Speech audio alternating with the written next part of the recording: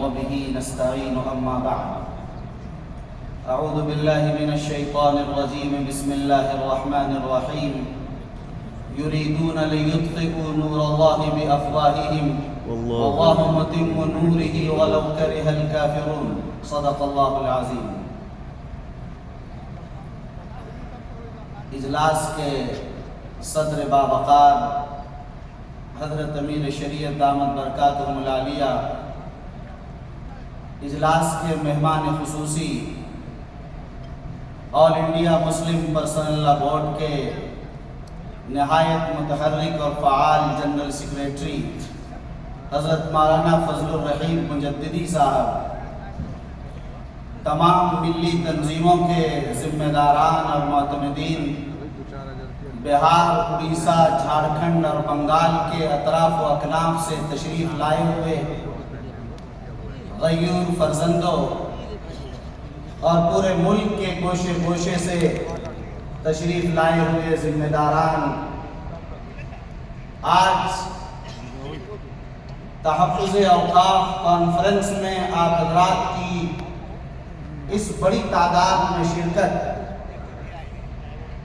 سے دل باغ باغ ہے اور دل چاہتا ہے کہ آپ کو اس اجتماعیت پر اور اس حساس اور نازک موضوع پر، آپ کے اس اجتماع پر آپ حضرات کو مبارکباد پیش کریں۔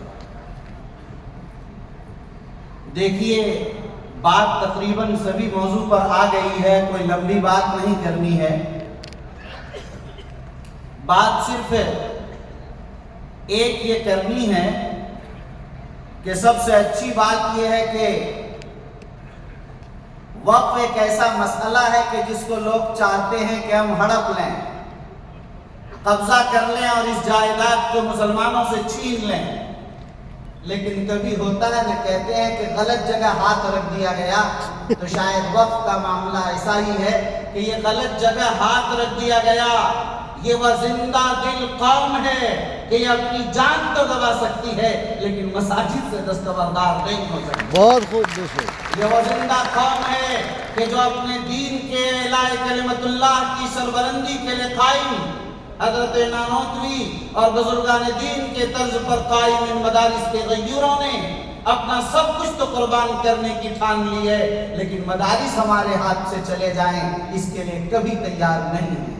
بے شک یاد رکھیے، خانقاہیں ختم کر دیے جائیں، مزارات ختم کر دیے جائیں، ہماری قومیں اس کے لیے کبھی تیار نہیں ہو سکتی ہیں۔ اس لیے یاد رکھیے، یہ مسئلہ حساس اور نازک ترین ہے۔ اذان کا مسئلہ نہیں مائک سے کہ لوگ خاموش ہو جائیں گے، یہ مسئلہ تو جائیدادوں کے چھیننے کا ہے۔ اور حیرت تو اس پر ہوتی ہے کہ کہتے ہیں قانون بنا رہے ہیں ہماری زمین پر، شرم آنی چاہیے۔ ارے زمین ہماری، جائیداد ہماری، سب کچھ ہمارا، قانون آپ کون ہے بنانے والے؟ بہت خوب۔ حقوق میرے بھائیوں چھیننے پڑتے ہیں، لینے پڑتے ہیں۔ جب حقوق دبایا جائے تو حقوق لینا پڑے گا اور میدان عمل میں آپ کو آنا پڑے گا۔ آپ کی اجتماعیت اور آپ کی اتحاد کی اس طاقت نے ملک کی چولیں ہلا کر رکھ دی ہیں اور ملک کی عوام، خواص سب کو بیدار کر دیا ہے۔ ہمارے اکثریتی فرقے کے لوگوں کی نیندیں حرام ہوتی چلی جا رہی ہیں۔ آپ کو اندازہ نہیں کہ اس کروڑوں میل نے کیا تہلکہ مچا دیا ہے، لیکن آپ کی اجتماعیت کا آغاز ہے۔ لوگ کہتے ہیں کہ ہمارے شریعہ نے 15 سپٹمبر کو جب آخری تاریخ ہو گئی، بڑی دیر سے انہوں نے کانفرنس بلایا۔ میں ان کو سمجھانا چاہتا ہوں کہ آپ شاید صرف اخبار بازی اور فوٹو کھینچنا چاہتے ہیں، وہی لوگ یہ کہہ سکتے ہیں، لیکن جو جانتے ہیں کہ یہ ایک لڑائی ہے جسے لڑتے رہنا پڑے گا اس قوم کو، اور لمبی لڑائی چلے گی۔ یہ ایسا نہیں کبھی 15 سپٹمبر تک ختم ہو گیا، یہ ایک سلسلہ ہے جو جاری رہے گا اور مسلسل یہ چلتا رہے گا، اور آپ حضرات کو اسی طرح میدان عمل میں رہنا ہوگا انشاءاللہ۔ یاد رکھیے، ایک بات ہے، خوشی کی بات ہے کہ ہمارے قائدین اور بزرگوں پر اعتماد کی دولت اور برکت کی بنیاد پر لوگ متحد ہیں، اجتماعیت ہمارے سامنے ہے۔ صرف بہار کی بات نہیں، آل انڈیا مسلم پرسنل لا بورڈ کی آواز پر پورا ملک متحد ہے، ملک کی ذات اور برادریاں متحد ہیں۔ ملک کے قبائل متفق ہیں، ملک کی تنظیمیں متحد ہیں، ملک کی جماعتیں ایک پلیٹ فارم پر ہیں۔